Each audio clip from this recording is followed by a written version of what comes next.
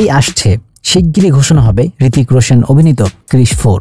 এই সিনেমাটা নিয়ে গত কয়েক বছরে এমন অনেক কথা শোনা গেছে, কিন্তু সিনেমার কাজ আর শুরুই হয়নি।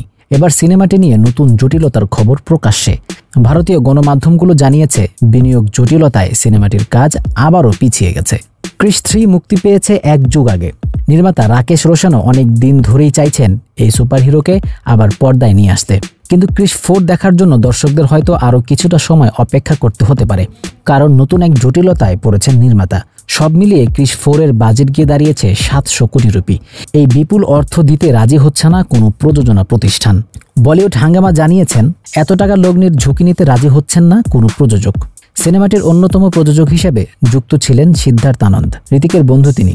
ঋতিক প্রথমে তাকে দায়িত্ব দিয়েছিলেন কোন স্টুডিওর সঙ্গে চুক্তি করার জন্য, এতদিনেও সেটা সম্ভব হয়নি। জানা গেছে সিদ্ধার্থ আনন্দ ও তার প্রযোজনা প্রতিষ্ঠান মারফ্লিক্স এই সিনেমার সঙ্গে আর থাকছে না। নির্মাতা বলেন এখন সিনেমার প্রযুক্তি অনেকখানি এগিয়েছে। মার্বেলসের সিনেমাগুলো সুপারহিরোদের নতুন স্বাদ দিয়েছে দর্শককে। ফলে এই সময়ে সুপারহিরো কেন্দ্রিক কোনো সিনেমা বানাতে গেলে সেটার মানের দিক দিয়ে হলিউডের কাছাকাছি হতে হবে, আর সেটা করতে গেলে আসে অর্থের প্রশ্ন। সে কারণে বাজেট এতটা বেড়েছে। তবে এত অর্থ ফেরত আসবে কিনা এ বিষয়ে দ্বিধাগ্রস্ত প্রযোজনা প্রতিষ্ঠানগুলো। তবে হাল ছাড়ছেন না নির্মাতা রাকেশ কিংবা ঋতিক কেউই। জানা গেছে ভারতের বড় স্টুডিওগুলোর সঙ্গে ব্যক্তিগতভাবে যোগাযোগ করছেন তারা, চেষ্টা করছেন দ্রুত একটু চুক্তি করে সিনেমাটির কাজ শুরু করার জন্য।